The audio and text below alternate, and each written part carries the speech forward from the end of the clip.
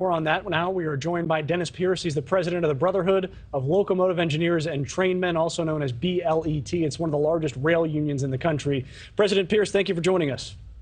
Good morning. Thank you. So your rail union voted to ratify that labor deal while other large unions have rejected it. What is the discrepancy between your union and its members and those that have not yet supported the deal or plan not to? Well, we voted the same contract that the Smart Transportation Union voted. Same time, these folks work together in the cab of the locomotive. We represent the engineers, them the conductors. And it was a close vote on our side as it was on theirs. We closely voted to ratify. They closely voted to reject.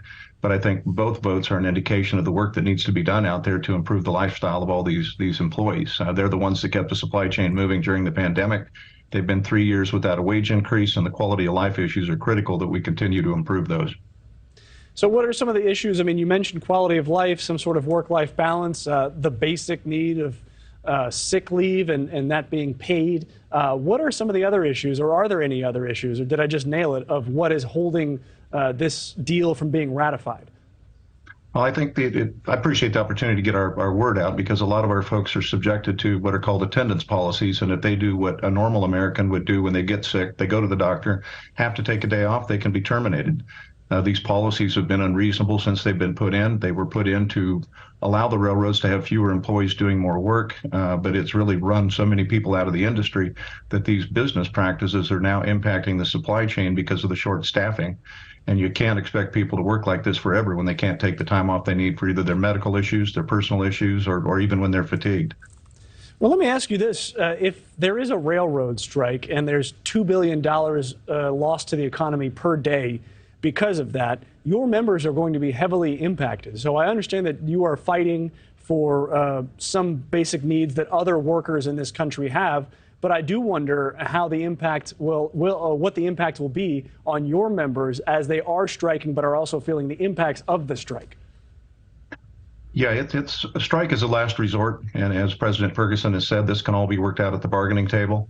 I don't think labor's goal was ever to negatively impact the economy. The other side of the equation, though, is that the railroads are making record profits. They can afford to do everything that the unions have asked them to do and not even impact their bottom line.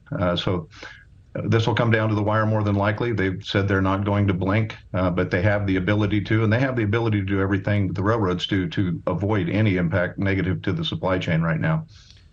Well, so I understand what you're fighting for, but again, Congress has the authority here to just step in and say, this is the deal.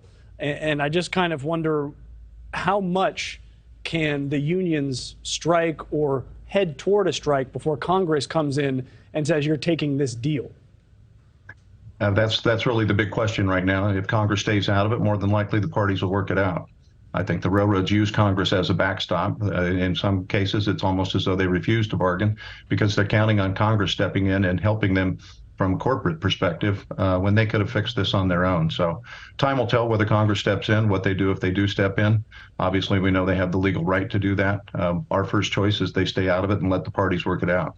And I know it's been a long time since Congress has had to step in, but I do wonder, will you get a better deal or a worse deal if it's Congress that does the deal instead of your own collectively bargained deal?